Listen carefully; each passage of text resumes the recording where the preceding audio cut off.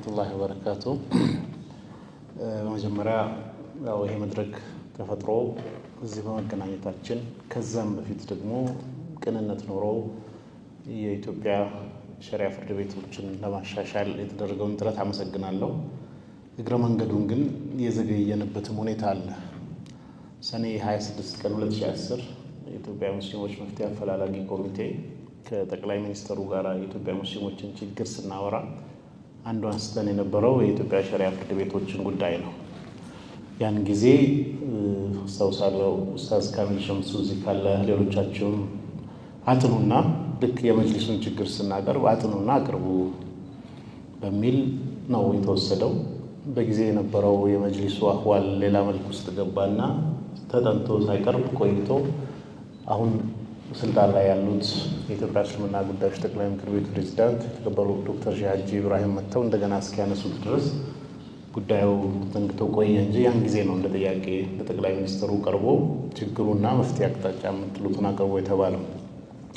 ከዛም በኋላ በተነሳው ሂደት አሁን ያለው የኢትዮጵያ ጠቅላይ ፍርድ ቤት ፕሬዝዳንት ባላቸው ቅንነት እዚህ ደረጃ መድረሳችን መልካም ነው።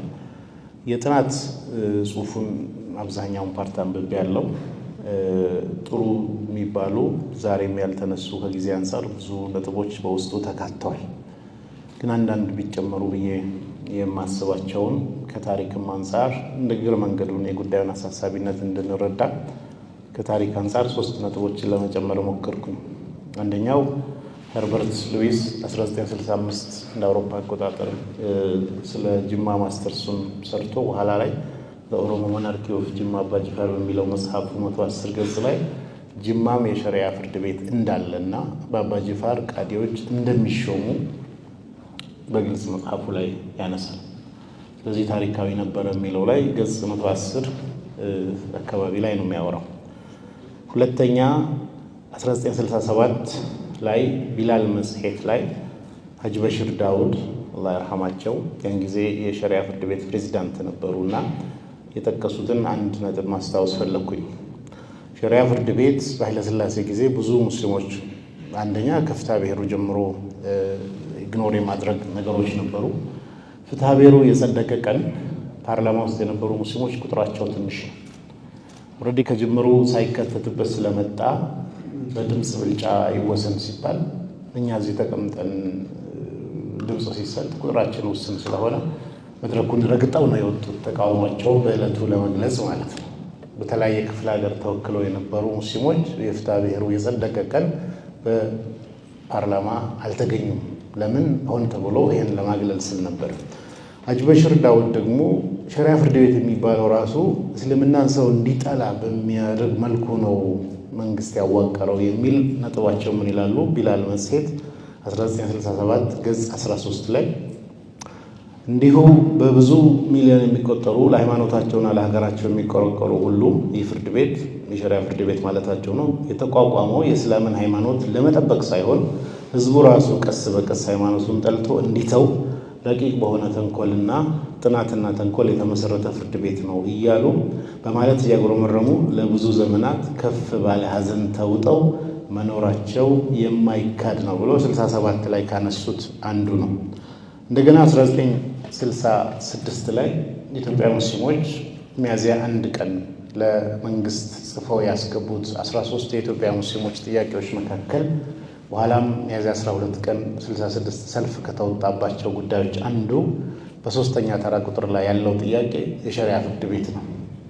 ያንን ስናይ እንዲህ ይላል ጽሁፉ። 3ኛ የሸሪዓ ፍርድ ቤት ይልና የሸሪዓ ፍርድ ቤቶች በ1936 በቁጥር 62 በወጣ አዋጅ ለብዙ ዘመናት ሲሰራበት ቆይቶ ባላወቅነው ምክንያት በፍትሐ ብሔር ህግ ቁጥር 33447 ንዑስ ቁጥር 1 በመለወጡና አሰራሩም የህግ ድጋፍ የተነፈገው ስለሆነ አሁን የሸሪዓ ፍርድ ቤት ቅዱስ ቁርአናችን በሚያዘው መሰረት አንድ ራሱን የቻለ አቋም ኖሮት በመንግስት በጀት እየተዳደረ ህግጋት ተደንግገውለት ወግና ስርዓት ባለው አኳኋን በእምነቱ ተከታዮች እንዲመራ ተሻሽለው በህገ መንግስቱም ውስጥ ተጠቅሶ እንዲወጣለን ብለው ጠይቀዋል። ይህ ጥያቄ የኢትዮጵያ ጥናትና ምርምር ማዕከል ውስጥ ማኑስክሪፕት ክፍል ማህደር ቁጥር 2400 ላይ እናገኛለን። የኢትዮጵያ ሙስሊሞች ጥያቄ ከነበሩት መሃል በደርግ ዘመነ መንግስትም መጅሊስ እንዲዋቀር ሲፈቀድ እዚህኛው ላይ ግን ያው ቅድም በጥናቱም እንደተነገረው እንዲሁ ባለበት እንዲቀጥል የማድረግ ነገር እንጂ ፕራክቲካሊ የማሻሻል ሁኔታ አልወጣም። 1992ም በቀጥታ ባልሳተፍበትም አዋጁ ሲወጣ ብዙ ክርክሮች ነበሩ። አላህ ይርሐማቸው እና ሀጂ መሐመድ ወሌን ጨምሮ የተለያዩ ሰዎች በዛ መድረክ ላይ እነሺ መሐመድ ዘይንም ዛሬ እዚህ ያሉ ሌሎቹም ሲነሳ ከነበሩ በርካታ ነገሮች አንፃር ያኔ ራሱ መንግስት በዚህ መንገድ መሄድ አለበት ብሎ በወሰነው ውሳኔ እንጂ ጥያቄው ሳይነሳ ቀርቶ አይደለም። መንግስት ያንን ለመቀበል ስለፈለገ በዛ መጠን ስራ ላይ ውሏል። ዛሬም ይሻሻሉ ተብሎ መነሳት አለባቸው ብዬ ከማስባቸው ነገሮች መሃል በኢትዮጵያ ሕግ መሰረት ሴኩላር ስርዓት ስለሆነ የጠቅላይ ሰበር ሰሚ ችሎት ውሳኔዎች ላይ እንዳነበብኩት አንዳንድ ቦታ ላይ ሃይማኖትን መሰረት ያደረጉ ለምሳሌ ከቤተ ክርስቲያን ጋር ደቡብ ክልል ላይ የተነሳ ውሳኔ ላይ ሰበር ሰሚ ችሎት ላይ አንድ በሃይማኖት ተቋም ውስጥ የተቀጠረ ሰራተኛ የሚኖረው የአሰሪና ሰራተኛ ጉዳይ ክርክርን መደበኛ ፍርድ ቤቶች እስከ ድረስ ሄደው ማየት ይችላሉ የሚለውን አንስቶ ሃይማኖታዊ ኤሌመንት ያለው ጉዳይ ስለሆነ ፍርድ ቤቱ ከጅምሩ ይሄን ጉዳይ ማየት አይችልም ብሎ የወሰነበትን አንብቤ ያለው ክሱን ባላስታውስ። አሁን ባለው ሂደት የኢትዮጵያ መደበኛ ፍርድ ቤት ሴኩላር ነው። አንዳንድ የሃይማኖታዊ ኤሌመንቶች ያሉበት ውሳኔዎች ሲፈልጉ ለምሳሌ መጅሊስና ሰራተኞቹ ወይ ደግሞ የመጅሊስ የኢትዮጵያ እስልምና ጉዳዮች ከምርጫ ጋር የተያያዘ ውዝግብ ቢኖረው ያ ውዝግብ ደግሞ በመጅሊስ መተዳደሪያ ደንብ መሰረት የሚፈታ ከሆነ ያ የመጅሊስ መተዳደሪያ ደንብ ደግሞ ከኢትዮጵያ ሴኩላር ስርዓት በተጨማሪ የራሱ ሃይማኖታዊ ኤሌመንት ያለው ከሆነ ማን ነው የሚዳኘው ይሄን ጉዳይ ስንል በመደበኛው ሕግ መዳኘት ላይ ችግር አለ። ምክንያቱም ሃይማኖታዊ ኤሌመንት ስለሆነ እንዴት ብሎ ሊፈስሩ ነው? ስለዚህ ለምንድን ነው የሸሪዓ ፍርድ ቤት አንዱ ስልጣን ውስጥ ይህን ጉዳይ የማየት ሴኩላሮች የማያዩበትን አንዳንድ ጉዳዮችን የማየት ስልጣን ሊሰጠው ይገባል የሚል ሀሳብ አለ። ሁለተኛ ቅድም ሲጠቀስም እንደነበረው የሸሪዓ ፍርድ ቤት በዝቅተኛ ሁኔታ አሳንሶ የመመልከት ሁኔታ ከአዋጁም ካካሄዱም እንዳለ ሆኖ በተግባር ደረጃ እንዴት ነው ሙስሊሞችን የኢትዮጵያ መንግስት የሚያየው ከሚለው ነው የሚነሳው። የኢትዮጵያ ሙስሊሞችን በአዎንታዊ የማየትና ፍላጎታቸውን የመሙላት ሁኔታ በቅንነትና በሆደ ሰፊነት ጥያቄ የመመለስ ፍላጎት ካለ ከዛ በመነጨ መልኩ የነሱን መብትና ነፃነት ፍላጎትን ማስጠበቅ ላይ በዛው በአዎንታዊ እይታ ይቀጥላል። ያንን የመመለስ ደግሞ በዛ መልኩ አዎንታዊ ሂደቱ ከቀጠለ የነሱን ፍላጎት የሚመልሰው የሸሪዓ ፍርድ ቤትም ጉዳይ በዛ መልኩ አዎንታዊ ይታያል። አሁን ባለው ነባራዊ ሁኔታ የሸሪዓ ፍርድ ቤት ነው ቢባልም ብዙ ሰዎች ለምን ዝም ትላላችሁ በሚል ጉዳይ ኖሯቸው ሲሄዱ ስልክ ፈልገው የሚደውሉባቸው ሰዎች አንዱ ነኝ። ምንድነው ሲባል የሸሪዓ ፍርድ ቤት የኢትዮጵያ ሙስሊሞችን እሴት የጠበቀ ተቋም አይደለም። በግልጽ ቋንቋ እናውራ ሲባል የዓመቱ ገብርኤል የሚከበርበት መዝሙር የሚከፈትበት ሙስሊም ያልሆኑ ሰራተኞች ኖረው ሸሪዓ ፍርድ ቤት ተብሎ ቄጤማ ተጎዝጉዞ ግቢው ሲያይ ምንድነው የነገር በትክክል ሸሪዓ ፍርድ ቤት ነው የመጣሁት ወይስ ነው የመጣሁት የሚሉበት ብዙ ክስተቶች አሉ። ከዛም አልፎ ዳኞቹ ፕሬዝዳንቱን ጨምሮ እንደ ፕሬዝዳንት አይደለም አክት የሚያደርጉት። እኔ ግልጽ ነው የማወራው። ለምንድን ነው እንደዛ ሲባል በዛ በኩል ቦታ ስላልተሰጣቸው የሆነ የኢትዮጵያ ሙስሊሞችን ወክለው ያለ ከመጅሊስ በላይ ከፍ ብሎ ያለ ከጠቅላይ ፍርድ ቤቱ ፕሬዝዳንት ስንል ሶስት አካላት አሉ። አንደኛው ህግ አውጪው ነው፣ ህግ ተርጓሚ ነው በኢትዮጵያ ስርዓት ውስጥ። አንደኛው አስፈጻሚ ነው። ከዛ መሃል አንዱ ናቸው ጠቅላይ ፍርድ ቤት። በዛ ደረጃ የኢትዮጵያ ሙስሊምን በተሰጠው መብት ክልል ውስጥ ያለ መሪ ሳይሆን እንደው አንዳንዴ እኛንም ይለምናል፣ ረዝም አትበሉ ይሄ ነገር ሊወድቅብን ነው። ይሄ ነገር ዝም እንደ ፕሬዝዳንት ስናይ መንገድ ላይ ሄዱ ሰው ናቸው። ለፕሬዝዳንቱ እንኳን ለሌሎች ዳኞች አይደለም ለፕሬዝዳንቱ እንኳን ተገቢውን የሆነ መብትም ተገቢውን የሆነ የሚመለከተው ጠቅላይ ፍርድ ቤት ብዙ መኪናዎች አሉ። እንደው አንዱ እንኳን ለእናንተ ይሰጥ ተብሎ ለፕሬዝዳንቱ እንኳን ወይ ደግሞ ለምክትል በዛ ደረጃ ታች ድረስ ይመዘዛል ሰራተኞቹ ላይ ማለት ነው። ይህን እንዳለ እያነሳሁኝ አሁን ደግሞ በቅርብ ጊዜ የሸሪያ ፍርድ ቤትን መብት የሚጋፋ አሰራር ከኩነት ምዝገባ ጋርም እየመጣ ነው። ምንድነው? ሸሪያ ፍርድ ቤት የጋብቻ ሰርቲፊኬት ይሰጣል። ግን የሸሪያ ፍርድ ቤት የጋብቻ ሰርቲፊኬት ዛሬ ተቀባይነት አለው ወይ? ይህን የጋብቻ ሰርቲፊኬት ብንወስድ እውነት የሚመዘግቡ ሰዎች በየክፍለ ከተማው ያሉት እንደ አዲስ እኛ ጋር ካላወጣ እኛውን አንቀበልም ደረጃ ተደርሷል።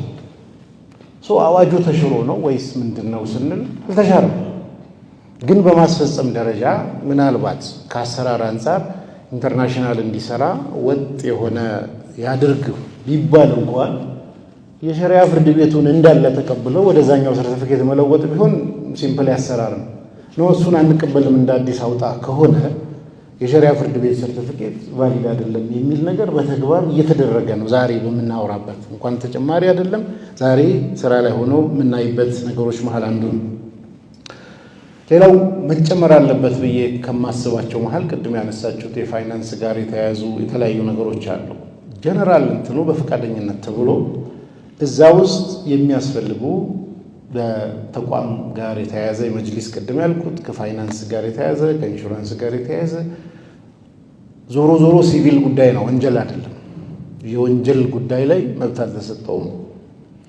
ወንጀል በተለመደው በዛኛው ባለው ማለት እዚህኛው ላይ ግን እስኪ ድረስ በኢትዮጵያ ሴኩላር ስርዓት ውስጥ መሄድ ይችላል የሚለው ቢታይ፣ ሌላው ደግሞ ጠቅላይ ፍርድ ቤት ስር መሆን አለበት ወይ? ምንድነው ይሄ አስገድደውን እዚህ ኮርነር ውስጥ ገብተን እየታገልን ያለ ነው? ፍቀዱልን፣ ስጡልን፣ እውቅና አድርጉልን፣ በጀት ስታጸድቁ ጥያቄያችንን ተቀበላችሁ እንዲበሉልን። ይሄ ሁሉ ልመናና ሙግት የመጣው ባለፉት ዘመናት ምናልባት ሸመከተ ሊያወሩ ይችላሉ። አንድ ወሳቸው እኔ እስከማውቀው የተባረሩ እዛ ጠቅላይ የዳኞች አስተዳደር ጉባኤ ውስጥ ሰው ይወክል ብለው ጥያቄ በተደጋጋሚ ሲጽፉ ሰራተኛ ቀጥራለሁ ሲሉ ለምን ተቀጥሮ በሰፊ እሳቸው ያወራሉ። መጨረሻ ላይ የመባረርና ሌሎችም ላይ ብዙ ነገር መጣ። ከጅምሩ ራሱ ህገ መንግስቱ ምንድን ነው የሚለው? አንድ የፍትህ ስርዓት ግን እኩል ፓራላል ሆነው ለሚመለከተው የመንግስት አካል ተጠሪ መሆን ይችላሉ። ካልሆነም ደግሞ ይህንን መብትና ድንበር ባስከበረ መልኩ እንዴት አብሮ መሄድ ይችላል የሚለውን ከሪፖርቲንግ ሜካኒዝሙ ጀምሮ በጀት ከማጽደቅ ጀምሮ ለምንድን ነው ከእናንተ ከተሰጣችሁ ላይ ቆርሳችሁ ስጡን ልመና ውስጥ የሚገባው? ይሄም ከፍ ብሎ መንገድ የለም ወይ የሚለውን ማየቱ ጠቃሚ ይመስለኛል። አሁን አዋጅ አሻሽለን አሰራር ተሻሽሎ አልቆ እስኪመጣ ድረስ ዛሬስ አፋጣኝ መፍትሄ አያስፈልግም ወይ? አዋጅ ይሻሻል ስንል ጥናቱ ላይ አንዱ ጉድለቱ ሀገር አቀፍ አላደረገም። ድሬዳዋና አዲስ አበባ ላይ ነው ውስንነቱ። ለምንድን ነው ሀገር አቀፍ ማይሆነው? 100 ሰዎችን ቃለ መጠይቅ 102 እና 110 ሁለት አካላትን ጠይቃቸዋል። እንደው ባለ ጉዳይ ሆናችሁ እዚህ ሰርቲፊኬት ያወጣችሁ ሰዎች ጥቂት ሰዎች ባላቸው ፋይል ስልክ ደውሎ እንዴት ታዩታላችሁ ተብሎ ፈርዘር ቢጠየቅ ብዙ የሚነግሩን ነገር አለ። እንደ አንድ ሀገርም ወጥ የሆነ የህግ ስርዓትን እንፍጠር ስንል እንዴት አድርገን የክልልና የፌዴራሉ መሃል በተናበበ መልኩ ሂድ ስንል ፈርዘር ጥናት የሚፈልግ ነገር ነው። በዚህ ብቻ ማብቃት አለበት ብዬ አላስብም። ግን ጊዜ መወሰድ የለበትም። ተጨማሪ የተወሰነ ነገር ቢደረግ ይላል። እስከዛ ግን መሻሻል ያለባቸው አፋጣኝ ነገሮች አሉ። አሁን ባለው ህግ አሁን ባሉት የጠቅላይ ፍርድ ቤት ፕሬዝዳንት ስልጣን ወሰን ክልል ውስጥ መሻሻል ያለባቸው ነገሮች አሉ። አንደኛው የኢትዮጵያ ፍርድ ቤት ጠቅላይ ሸሪያ ፍርድ ቤት በአጠቃላይ የሚያገለግለው ኢትዮጵያውያን ሙስሊሞችን ነው። የጥያቄው ባለቤቶችም የሚዳኘውም ከቁርአንና ሐዲስ አንጻር ሁሉ ነገሩ። አንዳንድ ጊዜ ዳኞቹ ሲጠፉ ከዚህ በፊት የጽህፈት ቤት ድጋፍ ሊሰጡ የመጡ ክርስቲያን ሰራተኞች በቃ ዳኛው እንዲህ ነው የሚሰራ ብሎ የወሰኗቸው ውሳኔዎች አሉ። ይህን በደንብ ብንጠይቅ ልናወራ እንችላለን። ቤቱም ውስጥ ያሉ ሙስሊም ያልሆኑ ሰዎች የሚያደርጓቸው ሃይማኖታዊ መገለጫቸው ማንነታቸውን ለማንጸባረቅ የሚያደርጓቸው ነገሮች ለራሱ ሸሪያ ፍርድ ቤት የቆመበት ዓላማና መሰረቱ ላይ ጥያቄና ጥላ ጠልተዋል። ከዚህ የተነሳ ሌላ ሰው መቅጠር ቢቸግር እንኳን በመደበኛ ፍርድ ቤት ውስጥና የተለያየ እዛው ሲቪል ሰርቪስ ውስጥ ያሉ ሰዎችን አምጥቶ የማህበረሰቡን እሴት የሚመስሉ ሰዎችን መጨመር ዛሬ ቴምፖራሪ ይቻላል። ቢያንስ ፊት ለፊት ሰርቪስ ከሚሰጡት አንፃር። ሁለተኛ 3000 ካሬ ሜትር ለጠቅላይ ሸሪዓ ፍርድ ቤት ተሰጠች ምናምን ተብሎ ችግር ይሆናል። ጠቅላይ ፍርድ ቤቱ ተክለ ሃይማኖት አካባቢ ትልቅ መሬት ወስዶ ያው ስሙንም ለጥፎ ዲዛይን አስቀምጦ ተቀምጧል። እዛ ውስጥ ቦታ አለው ወይ? ምክንያቱም የጋራ ነው እስካልን ድረስ እዛ ውስጥ ምን ድርሻ ሊሰጠኝ ነው? አዲስ ከሚሰራው ህንፃ አዲስ ከምናምኑ አንድ እዛ ጋር። ሁለተኛ የመጅሊስ ስራ ነው ወይ? ይህንን ለምኖ ፈልጎ ማምጣት መጅሊስ በራሳቸው ሄዱት እኮ እዛ ጋር ትኩረት ስላልተሰጠ ቦታ ስላልተሰጠን የቦታ ጉዳይ ብቻ ሳይሆን እንዴት ይገንባ የሚለውም የማን ነው? ሌላው ከገቢ ጋር ተያይዞ ጠቅላይ ሸሪዓ ፍርድ ቤት አንዱ የሚሰራው ወቅፍ መመዝገብ ነው። ግን ለምንድን ነው የራሱ ወቅፍ እንዲኖረው ማይፈቀድለት? በቃ ራሱን በተጨማሪ ለመስጊድም ለምንም ወቅፍ ሰው እየሰጠ የመመዝገቡን ስራ ብቻ ሳይሆን በተጨማሪ በተለያየ መንገድ ለራሱ የሚሰጠው አካል ካገኘ ራሱን ኢንካም አሳድጎ ብዙ መስራት ያለባቸው ስራዎች አሉ፣ ከመንግስት በጀት በተጨማሪ ማለት ነው። ሌላው ከዚህ በፊት ሲሰራ የነበረ የዛሬ 15 ዓመት አካባቢ እና ሼህ ኢልያስ ሬድማን ጊዜ የመጣ አንድ ነገር አለ። መጅሊስ አንድ ዛሬ ህጋዊ ተቋም አግኝቷል። ሸሪዓ ፍርድ ቤት ደግሞ ቀደም ብሎ በአዋጅ ተቋቁሞ 80 ምናምን ዓመት እየኖረ ነው። ሸሪዓ ፍርድ ቤት የወሰናቸው ውሳኔዎችን መጅሊስ ካላጸደቀ ብለው የሆነ ነገር አመጡ። ከዛ አንዱ መጅሊስ ገቢ እንዲያገኝ ተብሎ ነው 200 የጋብቻ ሰርተፊኬት ውጭ ጉዳይ ሚኒስቴር መሄድ ከተፈለገ መጅሊስ ማህተም ካልመታ አይቻልም ማለት። ጠቅላይ ሸሪዓ ፍርድ ቤት የሰጠው ላይ 250 ብር ክፈልና ማህተም መታለህ። ከዛ ማህተም ይመታል። ውጭ ጉዳይ ሚኒስቴር ሰርቲፋይ ለማድረግ ከሄድ የጠቅላይ ሸሪዓ ፍርድ ቤትን ሳይሆን የመጅሊስን ማህተም ነው የሚያይ ነበር። መጅሊስ ከመጣ ነው ይመታልሃለሁ፣ እሱ ካልመጣ በዛን ሰዓት መጅሊስ ጭራሽ ህጋዊ ሰውነት የለውም፣ ኤንጂኦ ነበረ። ግን አሁን የዳኝነት ስርዓት ውስጥ ውሳኔን ማጽደቅ ጋር የተያያዘ መጅሊስን መግባት የለበትም። ያ ነገር እንዲጠናከርና አቅም ኖሮት እንዲሆን ማቋቋም ላይ የመጅሊስ ሚና አሁን ከተሰጠው ተጨምሮ የሚሰጠውም ካለ ለማጠናከር ማገዙ እንዳለ ሆኖ እዛ ውስጥም ገብተን እንትን ማድረግ የለብንም ነው። ሁለተኛ ዳኞችን የማብቃት ጉዳይ አሁን አንዱ የኢትዮጵያ ችግር የሆነው በሙሉ ሀገሪቱ ውስጥ እስላሚክ ባንኮች እየተከፈቱ ነው። ሸሪዓ ፍርድ ቤት ለዘመናት 80 ምናምን ዓመት ቆሟል። ግን ስለ ሸሪዓ የሚያጠና የሚያስተምር የሚያሰለጥን በኮርስ ደረጃ እንኳን የሚሰጥ ዩኒቨርሲቲ ኢትዮጵያ ውስጥ የለም። የት ነው የሚሰለጥኑት? አሁንም ከሱዳን ተመርቆ የመጣ ከግብጽ ተመርቆ የመጣ ልንል ነው። ለምንድን ነው የኢትዮጵያ ካሪኩለም ውስጥ አንዱ ጠቅላይ ፍርድ ቤት ይዞ የኢትዮጵያን ባህልና እሴት ወግና ማንነት የህብረተሰቡን ፍላጎት የሚያውቅ ዳኞች የሚፈሩበት መደበኛ ፍርድ ቤት አለው?